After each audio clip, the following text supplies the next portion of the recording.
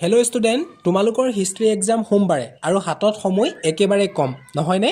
এই মুহূৰ্তত তোমালোকে সঠিক কুৱেশ্যন পঢ়াটো আটাইতকৈ গুৰুত্বপূৰ্ণ। যদি এতিয়া কি পঢ়িম কি নাই বুলি কনফিউজ হৈ আছা, তেন্তে এই ভিডিঅ'টো তোমালোকৰ বাবে। আৰু সেইবাবে মই তোমালোকৰ বাবে important long question with perfect answer লৈ আহিছোঁ, যিবোৰে তোমালোকৰ পৰীক্ষাত হেল্প কৰিব বুলি আশা কৰিলোঁ। গতিকে ব'লা আজিৰ ভিডিঅ'টো আৰম্ভ কৰোঁ। প্ৰথম কুৱেশ্যনটো মই তোমালোকৰ যিটো প্ৰথমটো পাঠ আছে সেই প্ৰথম পাঠটোৰ পৰা নিৰ্বাচিত কৰিছোঁ। প্ৰশ্নটো হৈছে মহেঞ্জোদাৰো নগৰৰ বৈশিষ্ট্যসমূহ উল্লেখ কৰা। এতিয়া আমি পৰীক্ষাত লিখিলে কি কৰিব লাগিব, আমি পইণ্ট ৱাইজ লিখিবলৈ চেষ্টা কৰিব লাগিব। যিমানেই আমি পইণ্ট ৱাইজ লিখিবলৈ চেষ্টা কৰিম সিমানেই আমাৰ ভাল মাৰ্কছ কেৰি হোৱাত সুবিধা হ'ব। এতিয়া মই তোমালোকক মনত ৰাখিবৰ বাবে পইণ্ট ৱাইজ কৰি দিছোঁ। প্ৰথমটো হৈছে পৰিকল্পিত নগৰ। মহেঞ্জোদাৰো এটা সুপৰিকল্পিত নগৰ আছিল, এখন সুপৰিকল্পিত নগৰ আছিল আৰু নগৰখনক দুটা ভাগত বিভক্ত কৰা হৈছিল। প্ৰথমটো আছিল ওখ অঞ্চল, তাৰপিছত আছিল নিম্ন অঞ্চল আৰু দুৰ্গসমূহ ওখৰ বেৰাৰে ঘৰাই ৰখা হৈছিল। এইটো এটা প্ৰথম বৈশিষ্ট্য। দ্বিতীয়তে উন্নত নলাৰ ব্যৱস্থা, আৰু মহেঞ্জোদাৰোৰ নলাবোৰ ইটা বা শিলেৰে ঢাকি ৰখা হৈছিল। নলাৰ পৰিষ্কাৰ আৰু ছিদ্ৰ আছিল আৰু ৰাস্তাবোৰ সমকোণীভাৱে নিৰ্মাণ কৰা হৈছিল। এইটো এটা ২ নম্বৰ বৈশিষ্ট্য হ'ব। ৩ নম্বৰ গৃহ স্থাপত্য। মহেঞ্জোদাৰোৰ ঘৰবোৰ পকা আৰু কেঁচা ইটাৰে নিৰ্মাণ কৰা হৈছিল। অধিকাংশ ঘৰ দুমহলীয়া আছিল আৰু মাজত চোতাল আছিল। এইটো এটা পইণ্ট, ৩টা বৈশিষ্ট্য হৈ গ'ল। চতুৰ্থতে দুৰ্গ আৰু ভঁৰাল। মহেঞ্জোদাৰোৰ দুৰ্গ নিৰ্মাণ কৰা হৈছিল সুৰক্ষাৰ বাবে আৰু দুৰ্গৰ ভিতৰত বৃহৎ ৰাজহুৱা ভঁৰাল আছিল। এই 4টা তোমালোকে পইণ্ট লিখি দিবা, তেতিয়া 4 মাৰ্কছ থাকিলে 4 মাৰ্কছ গোটাকে পাই যাবা। কিন্তু যিমান পাৰা তোমালোকে পইণ্ট ৱাইজ লিখিবলৈ চেষ্টা কৰিবা। আৰু ইয়াৰ পিছত আমি আহোঁ হৰপ্পা সভ্যতাৰ পতনৰ কাৰণসমূহ আলোচনা কৰা। কি কাৰণেনো হৰপ্পা যি সভ্যতা আছিল সেই সভ্যতা পতন ঘটিছিল। মই ইয়াতো পইণ্ট ৱাইজ তোমালোকক লিখি দিবলৈ চেষ্টা কৰিছোঁ, যাতে পৰীক্ষাৰ ওচৰত তোমালোকে পইণ্টটো মনত থ'লেও পৰীক্ষাত যাতে মনত পৰে, সেইকাৰণে মই এনেকুৱা ব্যৱস্থা কৰি দিছোঁ। প্ৰথম হৈছে নগৰসমূহৰ বিলুপ্তি।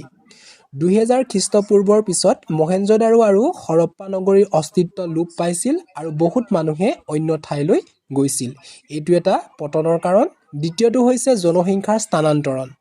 গুজৰাট, পশ্চিম উত্তৰ প্ৰদেশ, হাৰিয়ানা অঞ্চলসমূহত নতুনকৈ জনবসতি বৃদ্ধি হৈছিল। সেইটো এটাও হৰপ্পাৰ পতনৰ কাৰণ।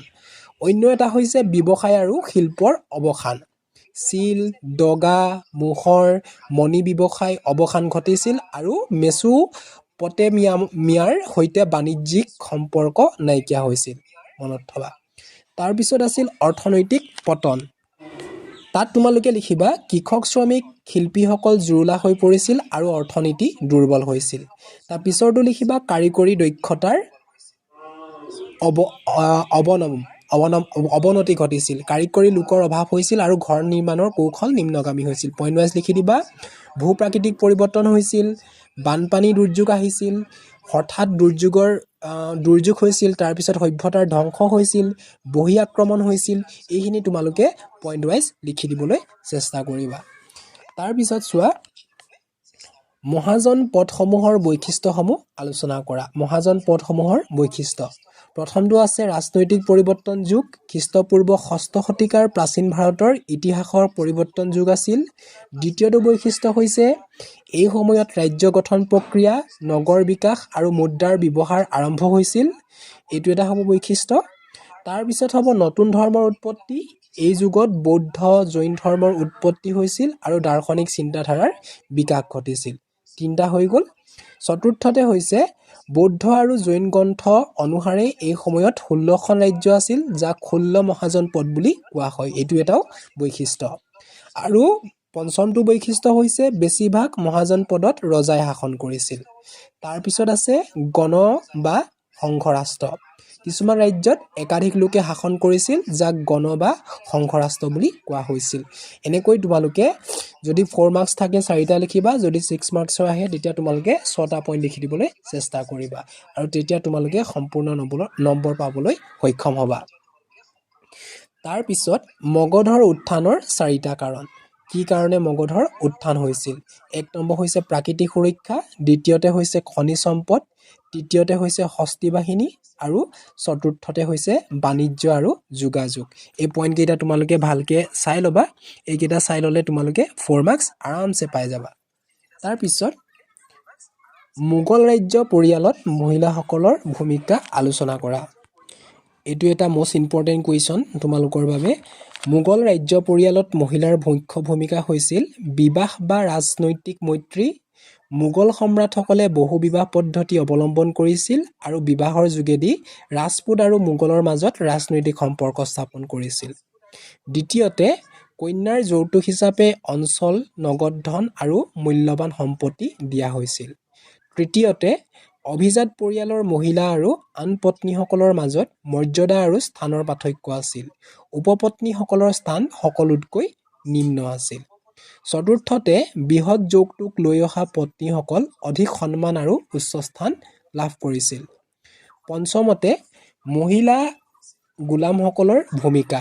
মোগল ৰাজপৰিয়ালত বহু মহিলা গোলাম হৈ আছিল আৰু যিয়ে সাধাৰণ আৰু যিবোৰ কৌশলপূৰ্ণ কাম আছিল সেই কামবোৰ কৰিছিল। তাৰপিছত 6 নম্বৰতে অৰ্থনৈতিক ক্ষমতা। কিছুমান ৰাণী আৰু ৰাজকুমাৰীসকলে অৰ্থনৈতিক উৎসসমূহ নিজৰ নিয়ন্ত্ৰণলৈ আনিছিল। তাৰপিছত তেওঁলোকে উচ্চ পদবীৰ মনসবদাৰৰ সমান আয় কৰিছিল আৰু চুৰাট বন্দৰৰ পৰা ৰাজহ আদায় কৰিছিল। তেনেকুৱা কামৰ ভূমিকাটো কি কৰিছিলে? মহিলাসকলে আগভাগ লৈছিল। এইকেইটা লিখি দিবা ধুনীয়াকৈ। তাৰপিছত কি পৰিস্থিতিত 1857 চনৰ বিদ্ৰোহৰ সূত্ৰপাত হৈছিল? তাত তোমালোকে লিখিবা 1857 চনত ইংৰাজ শাসনৰ বিৰুদ্ধে দেশীয় শাসন প্ৰতিষ্ঠাৰ উদ্দেশ্যে ভাৰতত এক বৃহৎ বিদ্ৰোহ সংঘটিত হৈছিল। এই বিদ্ৰোহ আৰম্ভ কৰিছিল ব্ৰিটিছ সেনাবাহিনীত নিযুক্ত ভাৰতীয় সৈনিকসকলে। হৈ গ'ল এটা। তাৰপিছত গভৰ্ণৰ জেনেৰেল লৰ্ড ডেলহাউছিৰ সম্প্ৰসাৰণবাদী নীতি অনুসৰি দেশীয় ৰজাৰ দত্তপুত্ৰক স্বীকৃতি নিদিয়াৰ ফলত বহু নিঃসন্তান ৰজাই নিজৰ ৰাজ্য হেৰুৱাব লগা হৈছিল। আৰু তেনেকুৱাবোৰ কাৰণৰ কাৰণেও কি হৈছিল? 1857 চনৰ যি বিদ্ৰোহ, সেই বিদ্ৰোহৰ সূত্ৰপাত হৈছিল।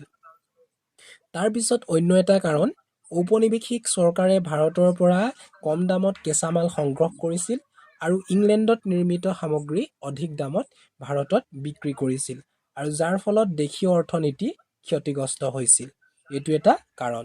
তাৰপিছত অধিক ৰাজহ বোজাৰ বাবে সাধাৰণ লোকসকল দৰিদ্ৰ হৈ পৰিছিল। চৰকাৰে কৃষি উন্নতিৰ বাবে কোনো ধৰণৰ ব্যৱস্থা গ্ৰহণ কৰা নাছিল আৰু তাৰ কাৰণেও বিদ্ৰোহৰ সূত্ৰপাত হৈছিল। পঞ্চমতে, ব্ৰিটিছ চৰকাৰে মাটিৰ পৰা অধিক খাজনা আদায় কৰিছিল যদিও কৃষকৰ অৱস্থা উন্নত কৰাৰ বাবে কোনো ধৰণৰ একো ব্যৱস্থা গ্ৰহণ কৰা নাছিল আৰু সহায়ো কৰা নাছিল। আৰু সেইটো কাৰণেও কি হৈছিলে? কৃষকৰ মাজতো বিদ্ৰোহৰ উকমুকনি এটা সৃষ্টি হৈছিল। বিদেশত যুদ্ধ কৰিবলৈ যোৱাটো ধৰ্মবিৰোধী বুলি বহু হিন্দু সৈনিকে বিশ্বাস কৰিছিল আৰু যাৰ ফলত কি হৈছিল? আৰু অসন্তোষ বৃদ্ধি পাইছিল। এই এনেকুৱা ধৰণৰ কাৰণবোৰ কাৰণে কি হৈছিল? 1857 চনৰ যি চিপাহী বিদ্ৰোহ, সেই বিদ্ৰোহ কি হৈছিল? সূত্ৰপাত হৈছিল। এইকেইটা মনত থবা। তাৰপিছৰ এটা মষ্ট ইম্পৰ্টেণ্ট কুৱেশ্যন, 18শ শতিকাত নগৰীয়া জীৱনলৈ অহা পৰিৱৰ্তনবোৰ লিখা। এইটো উত্তৰটো হ'ব, মই পইণ্ট ৱাইজ তোমালোকক আনচাৰটো বনাই দিছোঁ। 1 নম্বৰ হৈছে নতুন নগৰৰ সৃষ্টি। 18শ শতিকাত পুৰণি নগৰৰ ঠাইত বহুত নতুন নগৰৰ সৃষ্টি হৈছিল। দ্বিতীয়তে, মোগল নগৰৰ গুৰুত্ব হ্ৰাস। মোগল শক্তিৰ পতনৰ ফলত দিল্লী আৰু আগ্ৰাৰ দৰে নগৰে ৰাজনৈতিক গুৰুত্ব হেৰুৱাইছিল। তৃতীয়তে, সুবেদাৰ আৰু নবাবসকল শক্তিশালী হোৱাৰ ফলত নাগপুৰ, পুনা, তাঞ্জেৰ, হায়দৰাবাদ, লক্ষ্ণৌ, চেৰিঙ্গপটনম আৰু বৰোদা গুৰুত্ব লাভ কৰিছিল। ৰাজ্যবোৰৰ মাজত সঘনে যুদ্ধ হোৱাৰ বাবে বহু সৈনিক এই নগৰবোৰলৈ আহিছিল। 18শ শতিকাৰ শেষলৈ ভূমিভিত্তিক নগৰ সলনি সাগৰকেন্দ্ৰিক ইউৰোপীয় সাম্ৰাজ্য গঢ়ি উঠিছিল। এনেকৈ তোমালোকে পইণ্টবোৰ লিখি দিবা। দেখিছানে? এই পইণ্টবোৰ তোমালোকে নোট কৰি ল'বা। অকল পইণ্টটো পৰীক্ষালৈকে মনত থৈ যাবা, বাকীখিনিতো পঢ়ি চাই সেইখিনি ধুনীয়াকৈ লিখি দিব পাৰিবা। তাৰপিছত এইটো তোমালোকে চাবা, ভাৰত বিভাজনৰ বিৰুদ্ধে গান্ধীজীয়ে কি কি যুক্তি দৰ্শাইছিল? কি কি যুক্তি দৰ্শাইছিল? গান্ধীজীয়ে কৈছিল যে হিন্দু আৰু মুছলমানৰ ঐক্যৰ জৰিয়তে স্বাধীনতা আন্দোলন আগবঢ়াইছিল আৰু অবিভাজিত ভাৰতৰ সপক্ষে আছিল আৰু তেওঁ কেতিয়াও কল্পনাই কৰিব পৰা নাছিল যে অবিভাজিত ভাৰতৰ পক্ষত দৃঢ়ভাৱে থাকিছিল। গান্ধীজীয়ে কৈছিল যে তেওঁৰ মৃতদেহ গছকিহে ভাৰত বিভাজিত হ'ব পাৰে। এনেকৈ ভিন্ন ধৰণৰ মতাদৰ্শ কি কৰিছিল মহাত্মা গান্ধীয়ে দিছিল। এই পইণ্টকেইটা তোমালোকে চাই থৈ দিবা। তাৰপিছত তোমালোকৰ শ্ৰীমন্ত শংকৰদেৱৰ ওপৰত এটা টোকা লিখিবলৈ আহিব পাৰে, নতুবা শ্ৰীমন্ত শংকৰদেৱৰ ভক্তি আন্দোলনৰ বিষয়েও তোমালোকৰ পৰীক্ষাত লিখিবলৈ আহিব পাৰে। তো ছাত্ৰ ছাত্ৰীসকল এই গোটেইকেইটা কুৱেশ্যন তোমালোকে চাই থবা। নিশ্চিতভাৱে ইয়াৰ পৰা কিবা নহয় কিবা এটা কুৱেশ্যন তোমালোকৰ পৰীক্ষাত আহিব। যদি ভিডিঅ'টো তোমালোকে ভাল পালা, মোৰ চেনেলটো লাইক কৰিবা, কমেণ্ট কৰিবা। ধন্যবাদ।